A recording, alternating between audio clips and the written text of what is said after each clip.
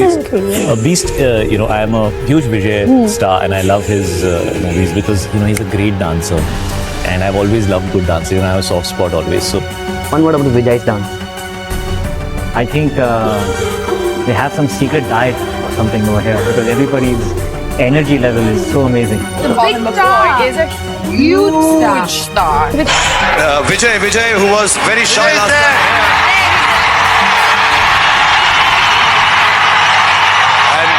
I loved watching my co-actor Vijay, and he was one of the first few influences in my life. He had tremendous humility on set. Vijay's film, nobody had seen Pokru. Nobody has seen. When I did Love, so that Vijay's film, I was forgetting the name.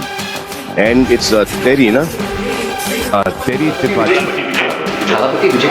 Thalapathy Vijay. Thalapathy Vijay. Thalapathy Vijay. Thalapathy Vijay. Thalapathy Vijay. Thalapathy Vijay. Thalapathy Vijay. Thalapathy Vijay. Thalapathy Vijay. Thalapathy Vijay. Thalapathy Vijay. Thalapathy Vijay.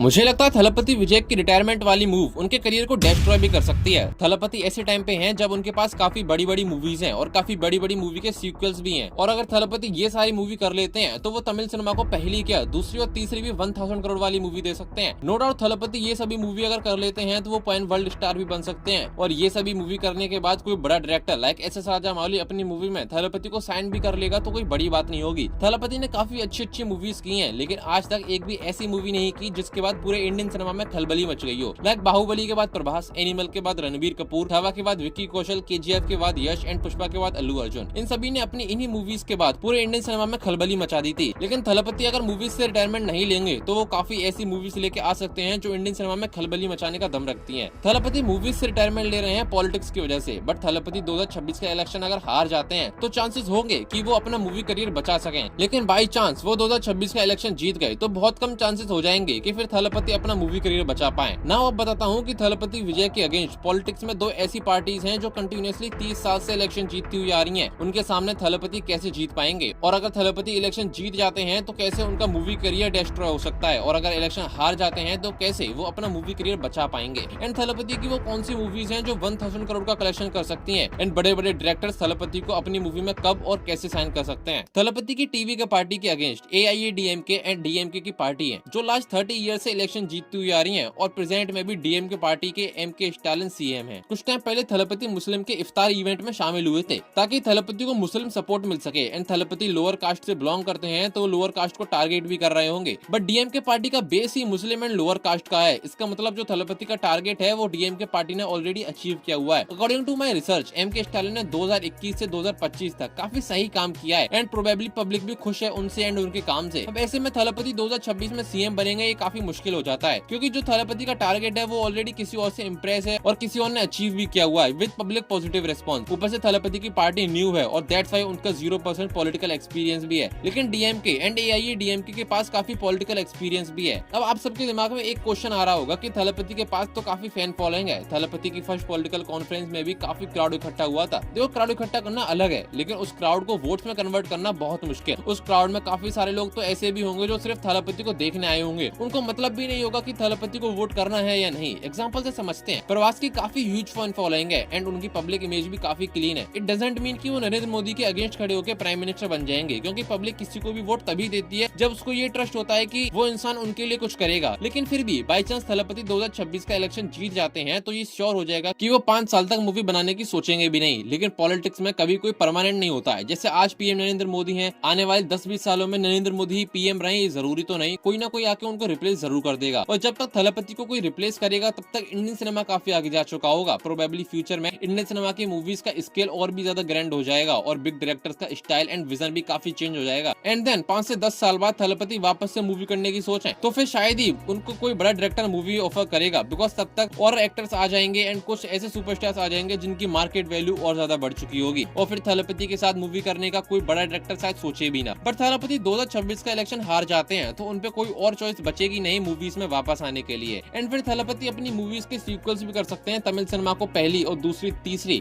1000 crore वाली movie भी दे सकते हैं, जिसमें पहली तो गोट versus ओजी ही हो जाएगी, because goat movie 400 crore के बजट में 455 करोड़ का कलेक्शन करती है। एंड गोट मूवी में थाला अजीत की मूवी मनकता के भी काफी सारे रेफरेंसेस देखने को मिले थे। एंड गोट वर्सेस ओजी की हाइप ऑलरेडी काफी है, और ऐसे में थलपति एंड थाला अजीत का कोलैब हो गया इस मूवी के लिए तो लिटरली ऑडियंस पागल हो जाएगी। थलपति एंड अजीत कुमार के कोलैब से गोट वर्सेस ओजी इजीली 1000 करोड़ का कलेक्शन कर लेगी। दूसरी है मास्टर 2। मास्टर 2 135 करोड़ के बजट में 300 करोड़ का कलेक्शन करती है, वो भी कोविड के टाइम पे। लेकिन ओटीटी और टेलीविजन पे मास्टर की टीआरपी काफी हाई रही थी। एंड ये मूवी मुझे भी इतनी पसंद आई थी कि इस मूवी के बाद मैं विजय का फैन हो गया था। और अब तो लोकेश कनगराज ने भी कंफर्म कर दिया है कि वो मास्टर बनाने के लिए बहुत ज्यादा एक्साइटेड हैं, बिकॉज उनको जेडी की वाइब काफी पसंद आई थी और लोकेश के पास मास्टर के लिए काफी बढ़िया स्टोरी भी है। मास्टर कोविड के टाइम 300 करोड़ कमा सकती है, तो मास्टर 2 सिंगल रिलीज में 1000 करोड़ का कलेक्शन तो कर ही लेगी। तीसरी है लियो 2। 300 करोड़ के बजट में इसने 620 करोड़ का कलेक्शन किया था एंड एलसीयू की हाईएस्ट ग्रॉसिंग मूवी भी बन गई थी। ऑनेस्टली कहूं तो लियो 2 की हाइप ऑलरेडी बहुत ज्यादा बनी हुई है। एंड लियो 2 में कमल हसन, कार्ति एंड सूर्या, इनमें से किसी एक की भी एंट्री हो गई तो डेफिनेटली इसको 1000 करोड़ का कलेक्शन करने से कोई नहीं रोक सकता। और अगर सब ठीक रहा तो थलपति इंडियन सिनेमा में प्रभास, अल्लू अर्जुन, यश, रणबीर कपूर की तरह खलबली भी मचा सकते हैं। और 3 मूवीज किसी एक्टर की बैक टू बैक 1000 करोड़ का कलेक्शन कर लें तो बड़े बड़े डायरेक्टर सबसे पहले उनको अपनी मूवीज के लिए साइन करेंगे। एंड थलपति की एक्टिंग में वो पोटेंशियल है जो एक पैन वर्ल्ड स्टार की एक्टिंग में होनी भी चाहिए। लेकिन जो एक्साइटमेंट थलपति में नजर आ रहा है पॉलिटिक्स को लेकर, उसके चलते ये थोड़ा पॉसिबल कम होगा कि वो मूवीज वापस से बनाएं। बट मेरा ओपिनियन यही है कि थलपति पवन कल्याण की तरह बीजेपी ज्वाइन करके देश के लिए काम करें। इससे ये होगा कि थलपति पे इतना टाइम रहेगा कि फिर वो